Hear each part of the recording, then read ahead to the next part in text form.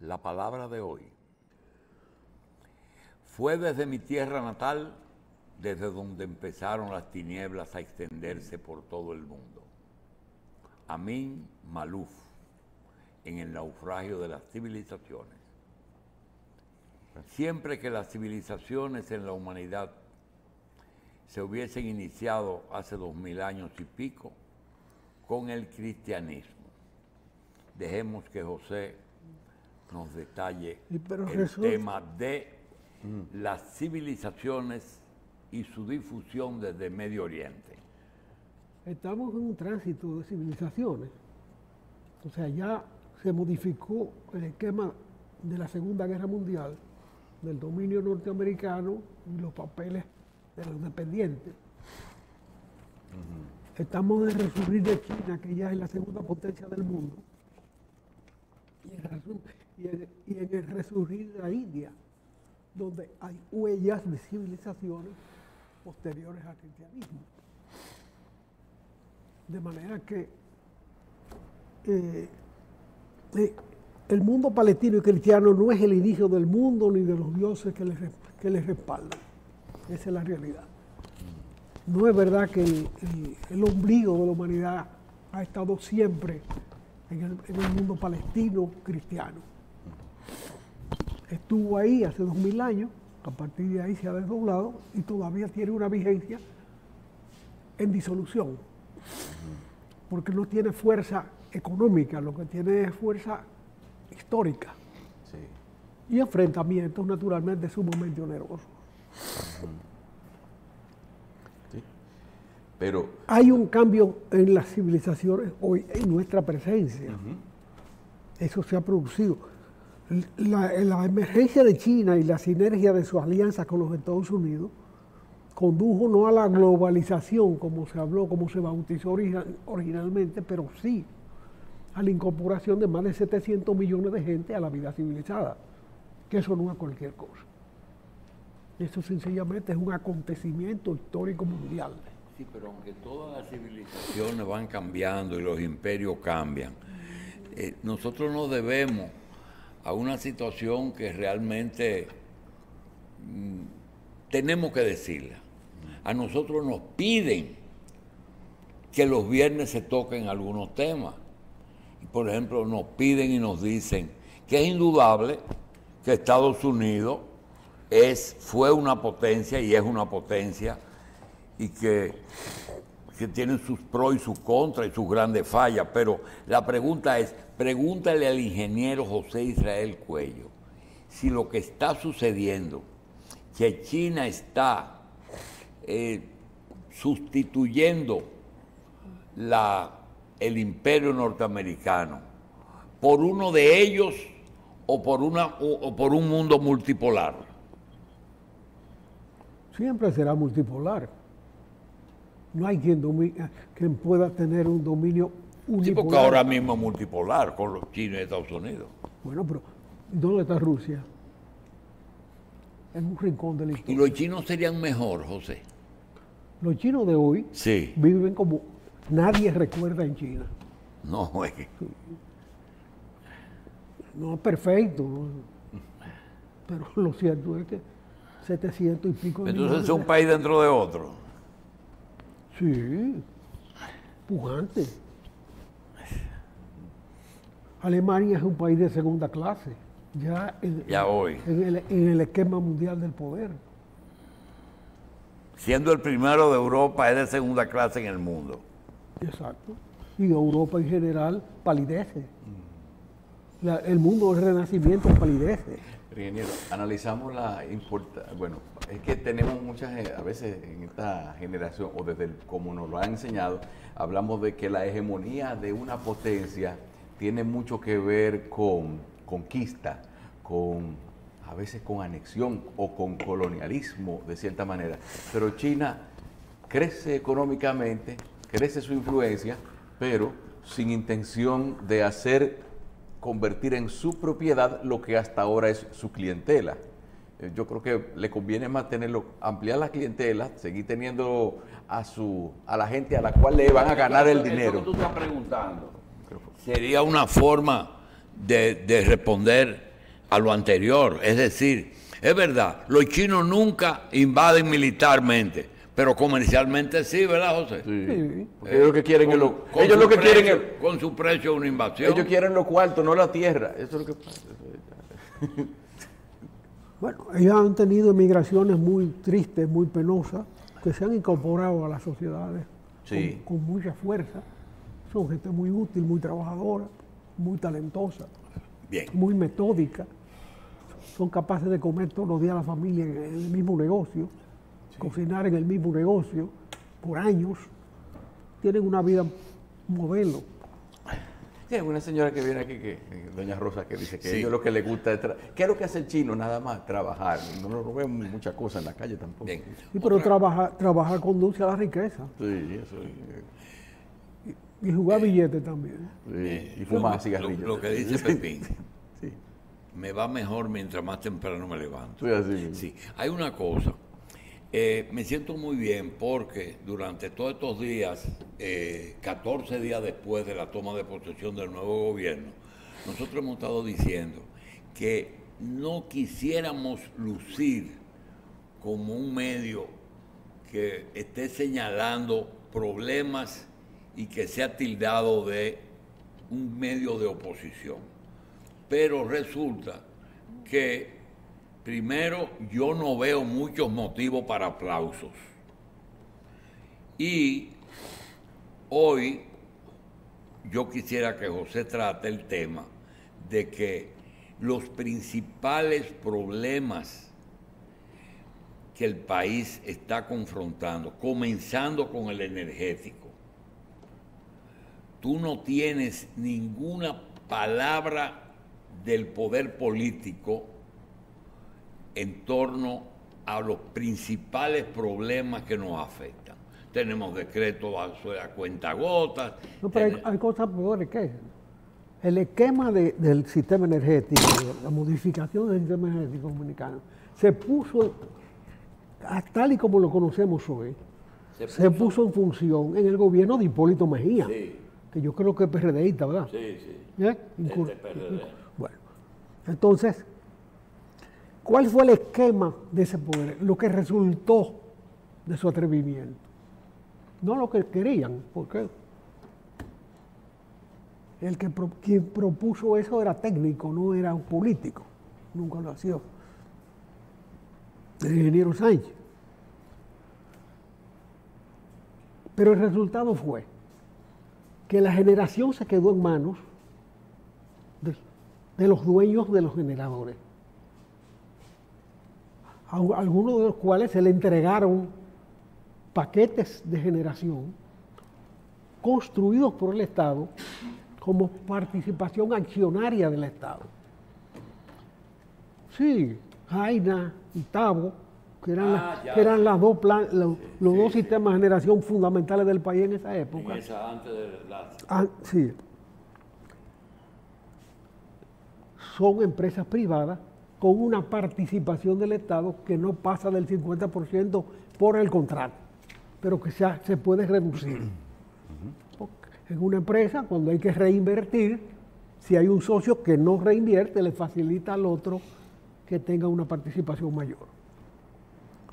Bien, pero ¿qué ha pasado? El sistema quedó cuajado, se congeló, en que los que generan Sí. tienen garantizado no solamente un mercado, sino además un pago. Ellos cobran y ganan. Y los que distribuyen, porque las distribuidoras fracasó en el sorteo, terminó siendo del Estado. Sí. Ese esquema no puede funcionar en ningún sitio. Tú no puedes tener un esquema económico en que uno gana y el otro pierde. Seguro. Ese es el problema. Tocar eso es muy difícil. Es más, concursar frente a ese tipo de socios es muy difícil. Y si no, que digan la verdad de lo que pasó en los generadores de la frontera, de Montecristi. Que se lo ganaron, no se lo ganaron. ¿Quiénes? Los mismos que tienen el poder de ganárselo. Ahí se va a pasar lo mismo otra vez. De manera que si no se rompe ese esquema y si no se instala energía de potencia suficiente, vamos a tener una tragedia. Esos bombillos de LED, eso no entienden el idioma del apagón. No entienden eso. Tú no puedes tener una tensión baja casi permanente, un apagón que entra y sale con un sistema de distribución de luz en las clases altas y medias que conlleva bombillos LED. Para decirlo con una cosa que la gente ve todos los días, porque comienzan a pestañear de una vez. Comienzan a, yo no entiendo. Falla. No, y además también no se puede, entiendo que usted nos está diciendo que no se puede diseñar un sistema confiando en unos límites de consumo, que quizás es lo que ha pasado. No, tú tienes que tener una potencia suficiente y ahora resulta que te están facturando una potencia que ellos mismos reconocen que no tienen. Anda. Pues te están Es verdad. te están facturando 700 kilos que tú no puedes consumir porque usted no tiene capacidad de producir.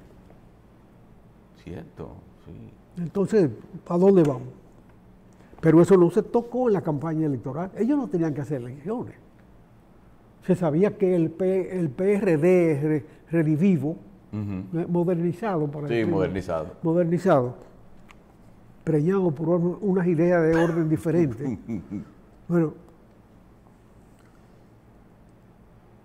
esa situación no puede continuarse si no se coge por los cuernos. Ese esquema hay que vulnerarlo, hay que reconocer que fracasó. Usted no puede mantener la garantía de la pérdida en manos del Estado. 500 millones de dólares se han perdido ahí. ¿Usted cree que entonces, vemos también que pasaron los primeros 4 años de gobierno y la instalación de nuevas plantas no fue al ritmo del crecimiento económico? En medio de estas conversaciones sobre reforma y cosas que se necesitan, no se ha mencionado nada de electricidad. Entonces, ¿no cree usted que ese debería ser uno de los grandes temas? Debió ser el grande tema, pero no era necesario porque, reiterando la idea anterior, Sí. ellos no ganaron el poder, ellos no ganaron las elecciones, las perdió el PLD por dividirse. Sí. Y mientras se mantenga esa división política, el PRD se puede quedar en el poder indefinidamente, sin solucionar nada. Naturalmente habrá consecuencias, porque el apagón no va a ser pacífico esta vez. El país de alguna manera se acostumbró a una estabilidad del sistema. Y ahora la gente, el que vendió la planta, no tiene planta. Pero ¿qué hace una gente con una planta de 20 años sin usar? Pregúntale a los bancos que cuando comenzó a amenazar esta crisis, ellos saben dónde está la situación, más que yo. Ellos montaron paneles solares en su techo. Y les regalan energía a sus clientes más poderosos que tienen vehículos eléctricos. Ellos están garantizados en su esquema energético. Ahora, puede generalizarse la práctica de la energía renovable sin baterías. Hay mucha gente invirtiendo en energía renovable, tanto para el consumo de pequeñas comunidades, incluso de un hogar. De la individualización. Se puede tener, pero hay que tener una batería para cargar cuando no hay energía. Sí. Bien. ¿Y qué va a hacer el que no tiene la capacidad de montar baterías, pero sí tiene capacidad de invertir para una producción sobreabundante, que piensa venderle al sistema? No funciona. Pero el Estado no se entera de eso, simplemente se entera de que hay que mandar unos cuartos todos los meses al tonel sin fondo de un sistema que no puede funcionar así. ¿Usted se acuerda de una licitación de emergencia que aparecieron unas barcazas y unas cosas? Yo creo que podríamos estar cerca de eso otra vez. Hay una empresa turca que se encarga de barcazas, tiene negocio de barcazas, y manda una barcaza para Cuba, donde la situación es peor que aquí. Sí. Es peor que aquí, y hay mucho, es decir. Pero si pasa para Cuba y aquí la están necesitando, le conviene más aterrizar por aquí, porque aquí hay con qué pagar y allá. Sí. allá. Y así fue que llegó la planta de los toros, que la planta que está ahí en Asua, que fue para Cuba y interceptaron aquí. Esa andaba por ahí buscando mercado. Sí, qué inmensa esa planta. Pero naturalmente, fuera de nuestra tontería, una tontería en la escala mundial, las renovables llegaron para quedarse y de alguna manera van a coger su espacio. Y antes de que sea tarde, usted verá que con las renovables se va el dólar a la porra, porque todo el mercado del trayecto solar, el trayecto del sol, todo va a renovable por la vía que sea. Y en consecuencia, el dólar que se sostiene en el manejo de la cuenta petrolera, que es una cuenta que cubre la humanidad completa, el dólar pierde su importancia. Es verdad, no había visto esa relación de que todo lo que el dólar y el petróleo tienen que... la relación entre lo que es la cotización del dólar y la compra de petróleo. Porque para eso es que más se usa. Para comprar petróleo. No, bueno, por aquí. Pero hay un petrodólar. Sí. Que es un dólar que los árabes sauditas mantenían cautivo para no presionar al norteamericano. De cualquier manera, a esos vagos inútiles de Arabia Saudita les sobran los dólares. Porque la naturaleza los botó de una barriga llena de petróleo. Sí. Entonces ahora tienen un príncipe heredero que es un asesino, que mandó a matar a un periodista en un consulado. Que mató a Khashoggi. Sí. Bueno, ese señor es muy audaz y le aceptó el juego. Y ya los árabes sauditas no tienen dólares congelados. Ellos están haciendo ¿qué? Instalando energía renovable.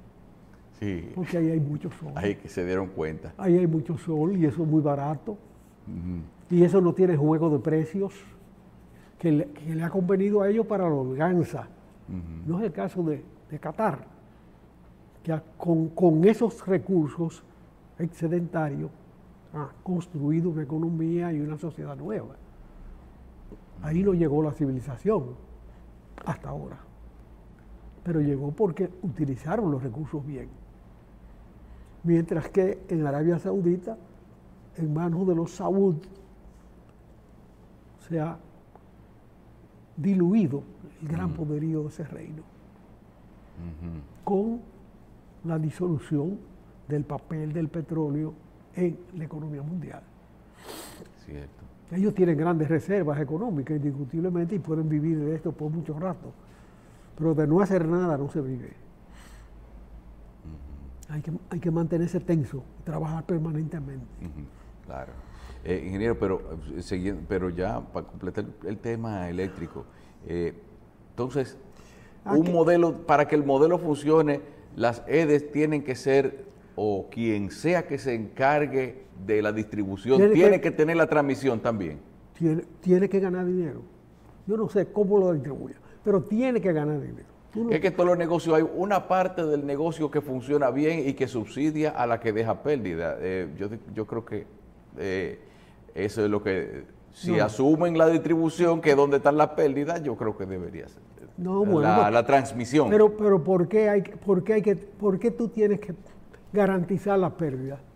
¿Pero por qué? ¿Para qué? Cobrarlo. Bueno, un momento explota, ahora explotó ya. ¿Explotó por qué? Porque no se pueden dar más de 5.000 millones de dólares en un negocio a perder. ¿Hasta dónde se aguantan las pérdidas? Bueno, si no se enfrenta ese tema de la distribución de la riqueza en el sistema energético, ¿dónde están los cuartos? ¿Y cómo se manejan en conjunto entre quien produce y quien vende? No hay negocio posible que se mantenga. Es muy sencillo, parece muy sencillo, pero es complicado. Porque entonces resulta que cuando se licita una planta, el concurso se amaña, porque hay que respetar los intereses creados. ¿Creado por qué? Por un oligopolio que se generó en el primer paso de la privatización del sistema energético. Se garantizó energía, pero no cobros. Y ahora está la crisis. Esa es la parte de la crisis que tenemos enfrente. ¿En qué tiempo se instala un sistema energético necesario para evitar la gran crisis que nos viene como consecuencia de estas negligencias del Estado? Es un momento que una economía en crecimiento por muchos otros factores flaquea por la parte débil. Uno puede tener un sistema energético deficiente en una economía eficiente, porque la energía es necesaria para todo proceso productivo. Sí. Ingeniero, nosotros de vez en cuando visitamos una parte en el este del país donde hay 3 consorcios: Valladolid, Punta Cana, Macao, y no recuerdo cuál es. El caso es que es una compañía que trabaja electricidad prepago, pero yo no veo ahí ni un bombillito apagado por ninguna parte. O sea, todo, entonces, teniendo unos modelos de operación eficiente dentro del mismo territorio nacional, no vamos a hablar de la capacidad de replicar un modelo exitoso, sino no sería apropiado como esa segmentación, una producción más segmentada de la energía eléctrica, es decir, no tener esas áreas tan extensas de distribución como tienen las EDES actualmente, sino enfocarse más en lo que son zonas más pequeñas, de encargarse de esas cosas. Bueno, manejarse en el este es más fácil que manejarse en el oeste. Ajá. Mientras tú más te acercas al centro de la isla y a la frontera, se te complica más la vida. ¿Por qué? Porque la población del este es más reducida. Y la demanda se puede ir satisfaciendo poco a poco. Lo cierto es que es una empresa de más montada con un criterio muy moderno, que no conlleva perder dinero en lo que se hace. Entonces usted puede comprar 10 pesos de energía. De la empresa que más emite bonos, inclusive, para el mercado de valores, inclusive. Porque realmente es una inversión que garantiza rentabilidad. Por lo que lo hace. Bueno. Sí, está bien. Bueno, ingeniero, del Frente Venezolano, la líder opositora venezolana María Corina Machado participó el miércoles 28 en una nueva protesta contra la pretendida reelección del presidente Nicolás Maduro, la que se rechaza como fraudulenta, y aseguró que harán ceder al chavismo usurpador, al que ninguna democracia del mundo ha reconocido la legitimidad de las elecciones. Ingeniero, y usted no ve como que el cemento se está poniendo duro, porque ya pasó un mes de las elecciones prácticamente, y a Maduro, los organismos legales a los cuales, ante cuyas reglas aceptaron participar los opositores venezolanos, ya le dieron el triunfo. Entonces, ¿qué se puede hacer? El problema es que ellos han proclamado, los gobernantes, los que tienen el poder político, han proclamado que ganaron unas elecciones, pero cuyos resultados ellos no dan. Sin embargo, la oposición, bajo el liderazgo de la señora Machado, sí logró los resultados. ¿Por qué? Porque sus delegados de mesa, ordenadamente, fueron entregando los resultados mesa por mesa. Entonces, hay unas declaraciones de la señora Machado a las que voy a dar lectura. Dicen que el régimen no va a ceder. ¿Saben qué? Lo vamos a hacer ceder, y ceder significa respetar la voluntad expresada del 28 de julio. Esta protesta es indetenible y así ha sido hasta ahora. La política salió de la clandestinidad para participar en la concentración que congregó a decenas de millares de personas recientemente en Caracas, y prácticamente todos los días está en la calle. Tenemos que protegernos y cuidarnos, dijo. Cada día que pase estamos avanzando. Tenemos una estrategia robusta y está funcionando. Tenemos que pensar lo que hemos hecho en este mes. Es una etapa dura y lo sabíamos. Sabíamos lo que venía, añadió. Hemos logrado convertir la causa por la libertad de Venezuela en una causa mundial, en una causa global. Llamado a los militares. Venezuela votó por el cambio y el abanderado de la Plataforma Unitaria Democrática, Edmundo González Urrutia, es nuestro presidente electo, dijo la señora Machado. A un mes de su denuncia del fraude electoral, mientras Maduro dice que cuenta con el respaldo de todas las instituciones, Machado sostuvo que se equivocan los que creen que el tiempo favorece al régimen. Es todo lo contrario. Cada día que pasa está más aislado. Esto no tiene vuelta atrás. Vamos hacia adelante, insistió la dirigente, que cerró con un mensaje a los miembros de las Fuerzas Armadas. Véanse frente a sus hijos, a sus madres, a sus esposas. Ustedes saben lo que tienen que hacer a esta hora en que el régimen persigue a un pueblo que ya decidió avanzar en la libertad, les dijo. Y nosotros, a través de este programa, la respaldamos con todo el calor que ellos nos respaldaron cuando Trujillo agonizaba. Sí. De manera que ese enfrentamiento es un enfrentamiento novedoso, porque es el enfrentamiento de una fuerza política de oposición con una fuerza política militar en el poder, Sí. que se niega a reconocer que fracasó. ¿Cuál será el factor que determine el tránsito? Los tránsitos históricos no se predicen, se producen, pero como consecuencia de la resistencia de los componentes. No es que podemos desearle éxito a la oposición venezolana en este momento, es que tienen el camino del éxito en las manos. Porque tienen al pueblo y tienen un liderazgo capaz y valiente, además respaldado por el mundo entero, porque incluso los que dicen que se repitan las elecciones reconocen que esas elecciones se perdieron. ¿Por qué concederle al déspota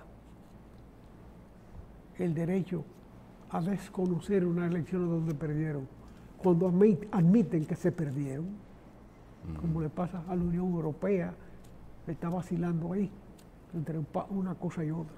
Pero bueno, la historia se escribe con hechos. Las ideas pueden conducir a los hechos, pero mientras los hechos no se producen, no se escribe la historia. Así es.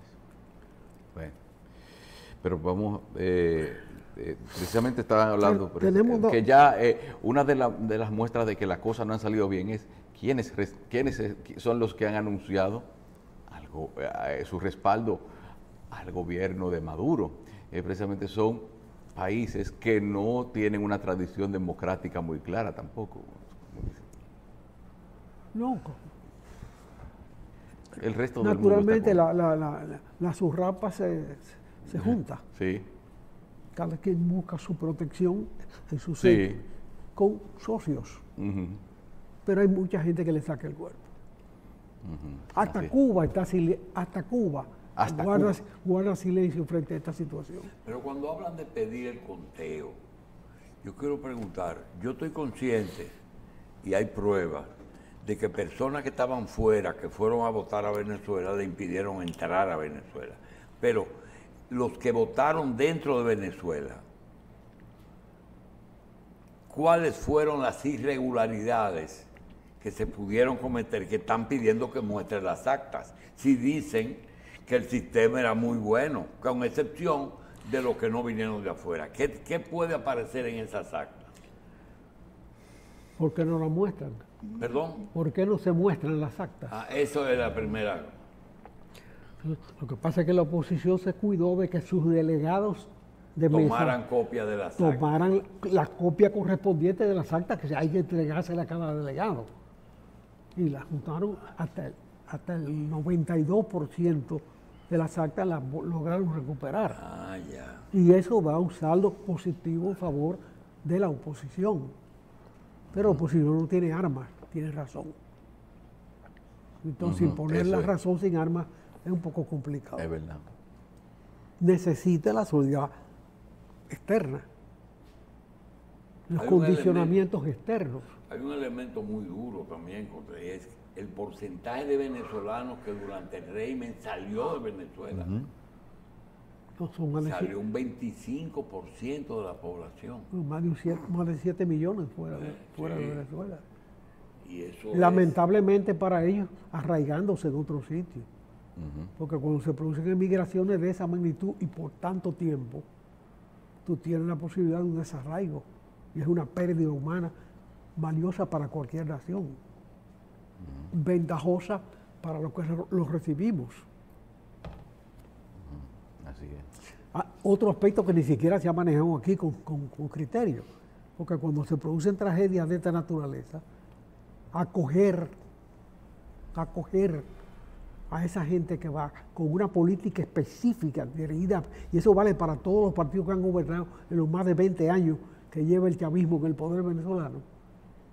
Tú tienes la posibilidad de captar maestros, de captar científicos, de captar periodistas, de captar médicos, de captar ingenieros, e incorporarlo a tu sociedad. Pero esto podría ser especulación. ¿El qué? Esto que voy a decir, si el tiempo pasa, José, pueden ocurrir dos cosas: que haya cansancio y se acepte ya que las cosas siguen como están, o que se esfuerce a un acuerdo de que el actual gobierno ceda y salga.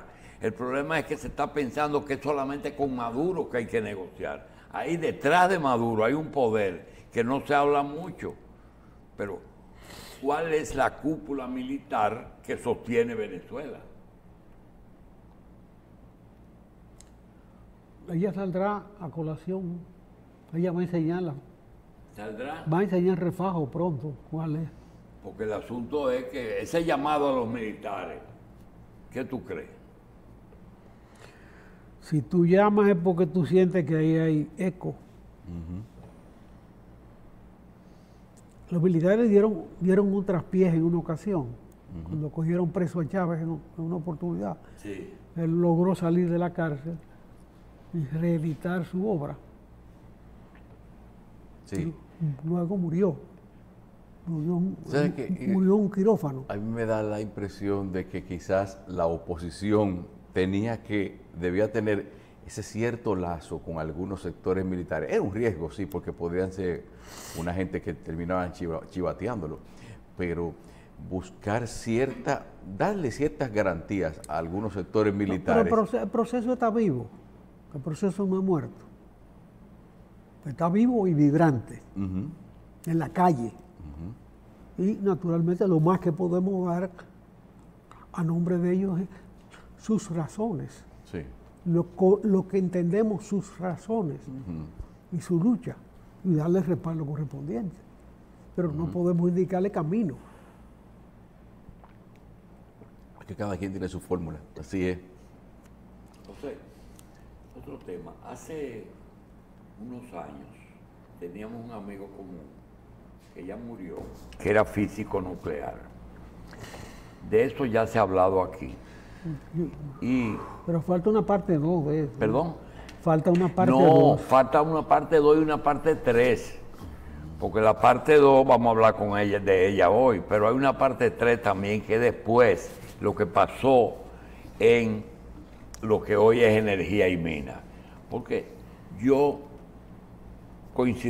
casualmente me enteré de que cuando tú vas a poner un equipo de rayo X en una clínica, fuera de los permisos de salud pública, tú tienes que obtener un permiso de energía en el ministerio, por razón de la energía que tienen lo que produce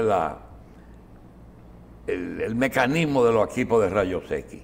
Entonces, en la parte 2 de ese capítulo, de aquella persona que fue y le dijeron, ven dentro de 20 años, ¿cuál es la parte 2? Que los 20 años pasaron y era Sauri también, en segunda opción, director del departamento. Y el físico fue a verlo otra vez, señor Sauri, ya pasaron los 20 años. Sauri se ríe por la ocurrencia y le dijo, pues espera 20 más. Y más de los 20. Y van más de los 20.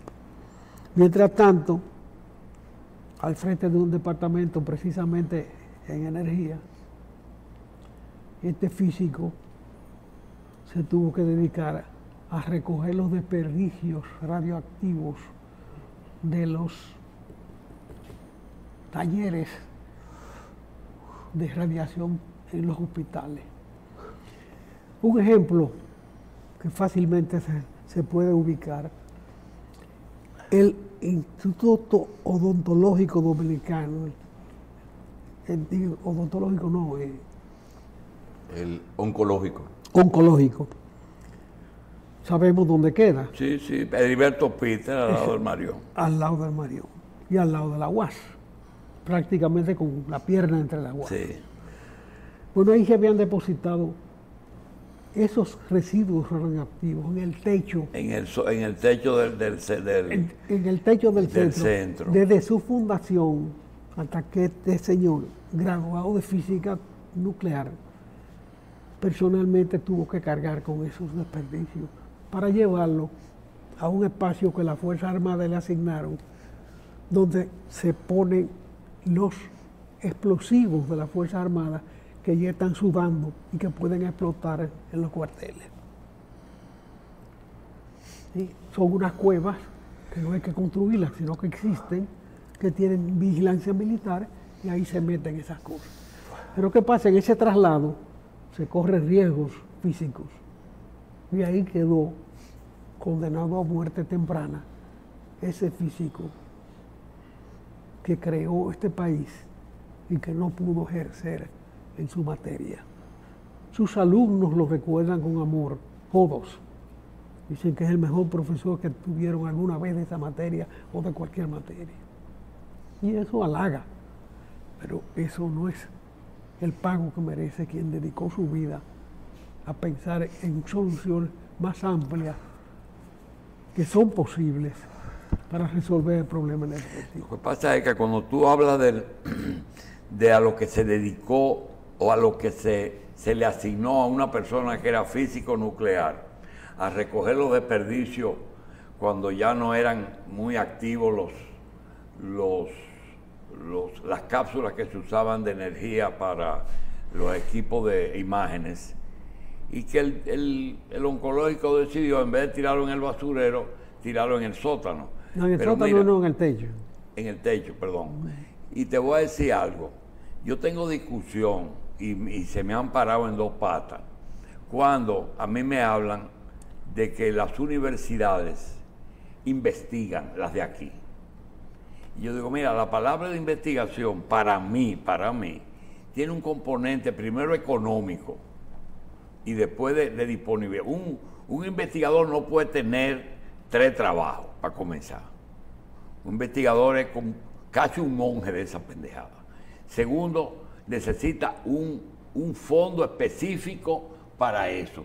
Y yo dije que aquí lo que hay son estadísticas que una universidad puede recaudar o recabar. Bueno, el asunto es, te voy a decir algo que nadie ha dicho.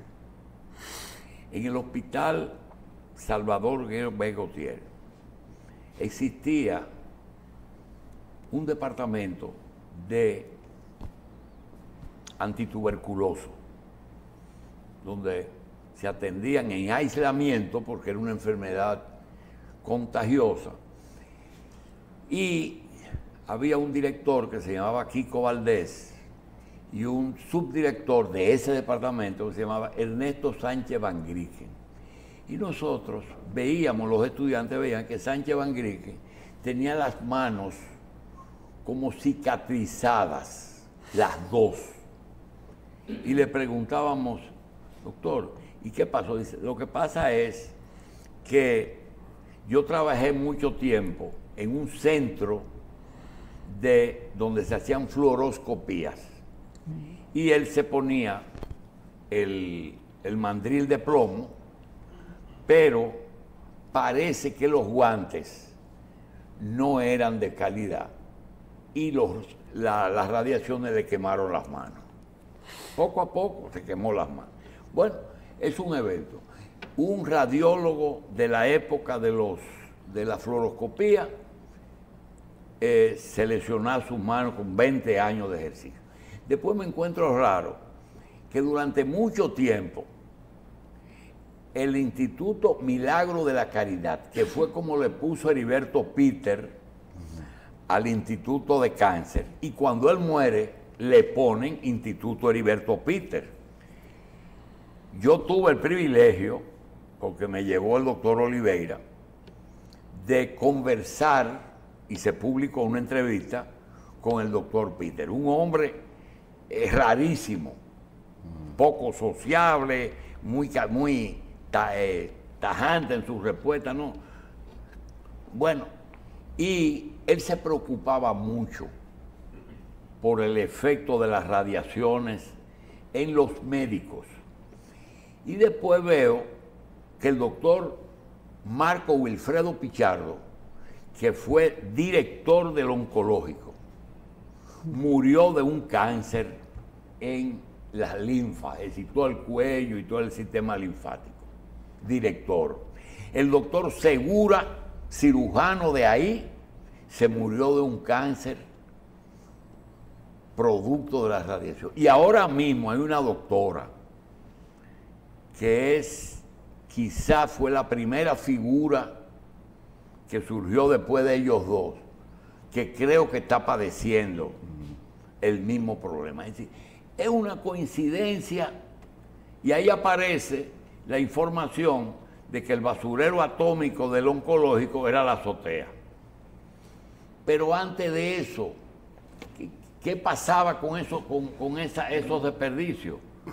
¿Verdad? O con la forma de manejar los equipos Y con exposición. También hay otra cosa. El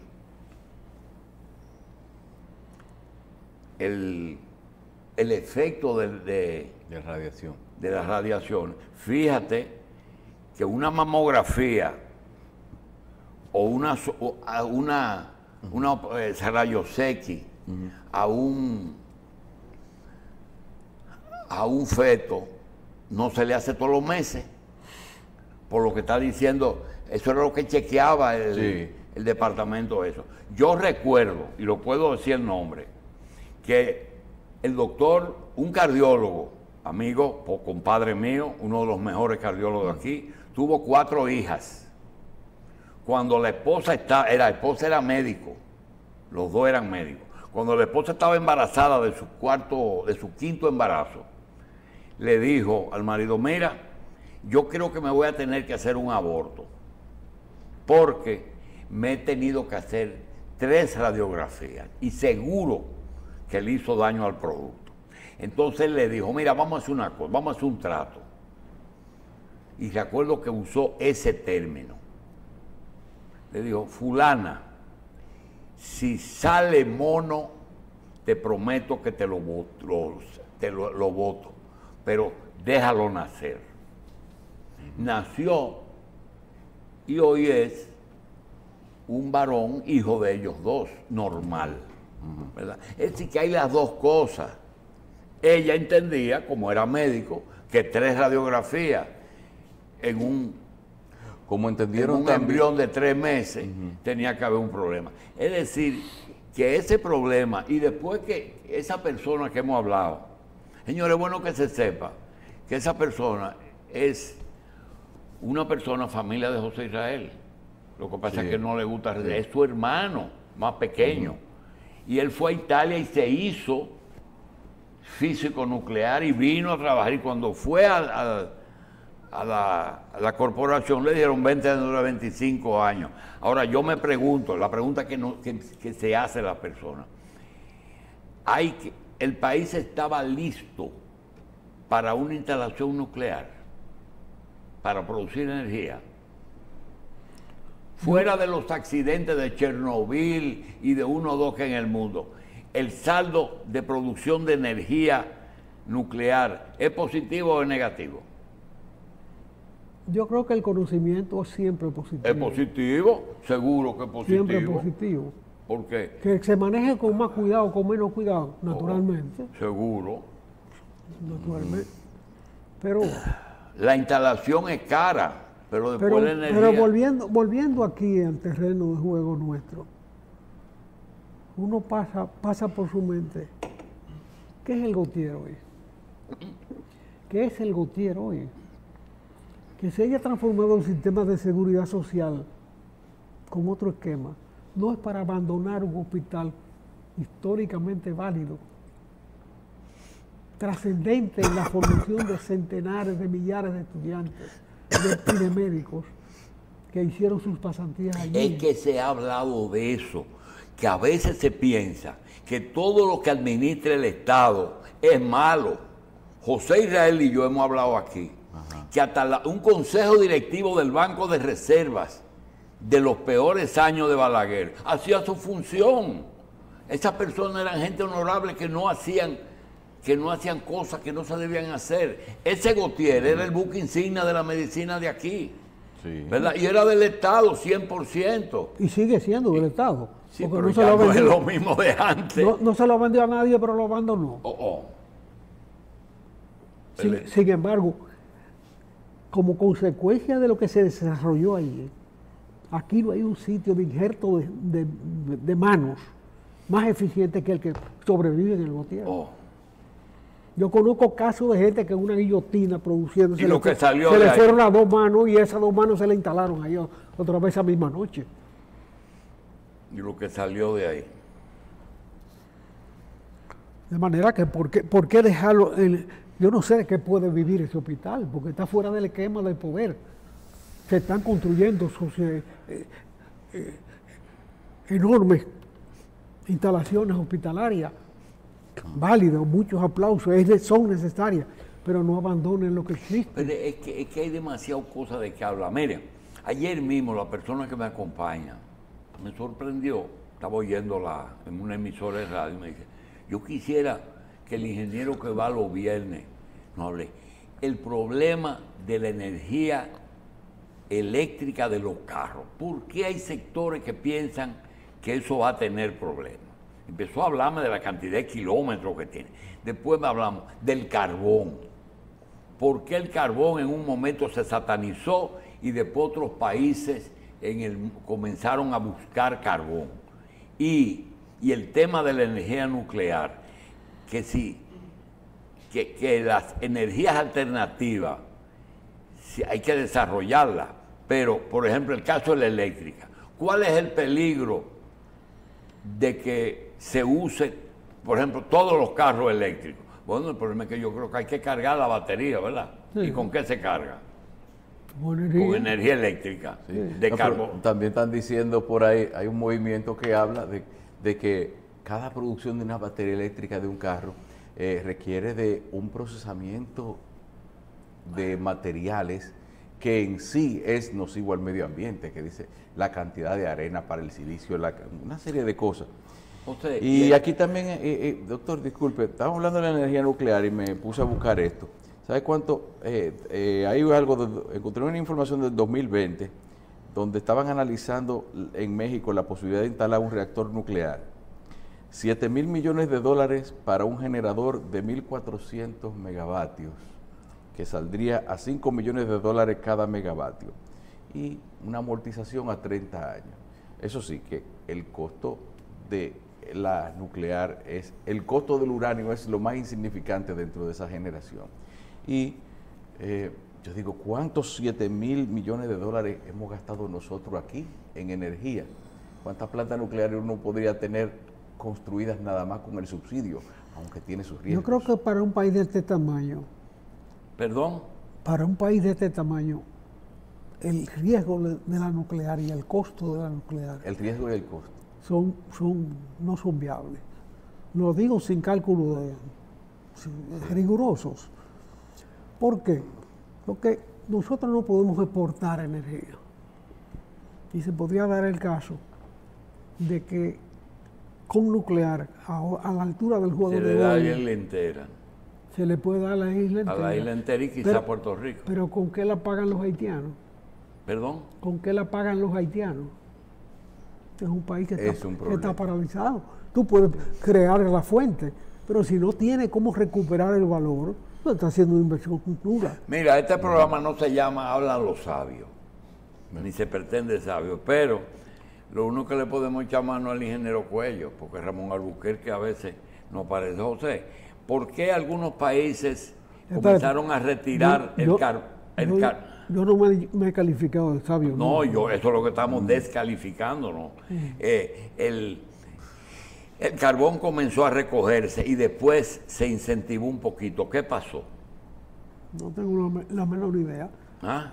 Es un problema de costo. Que era muy bajito. Simplemente de costo. Las alternativas se definen por los costos. Y yo creo que nosotros con las renovables convencionales pero hay que desarrollarlas con el rigor necesario. Hay gente que se está metiendo en cambiar finca por paneles solares o por viento. Hay que tener cuidado si no producen una energía que se haya que disiparla luego. Porque contando con el aparato estatal para que te compre eso y te lo pague, sencillamente está haciendo un juego peligroso. O sea, hablando de Ramón Albuquerque, se habla de que él va para un departamento de tierras raras. ¿Qué son tierras raras? Tierras raras son tierras que tienen materiales que no tenían valor hasta ahora. Pero ya sí tienen. Pero ahora tienen. ¿Y para qué se utilizan? Bueno, en el caso de las tierras raras que se están explotando, una de ellas es el litio, que antes no tenía ninguna importancia, pero... ¿Litio es tierra rara? Bueno, esa ya no es rara, ya han encontrado minas muy grandes. Sí. El principal componente de la batería. Exacto, ya encontró un uso y por tanto no es raro. Hay que felicitar a Delhi Erasme, que categorizó el raro en la política. Es muy raro, con la gracia enorme que tiene Delhi. O sea, y aquellas cosas que en un momento eran muy caras y que con el volumen y la tecnología se fueron abaratando.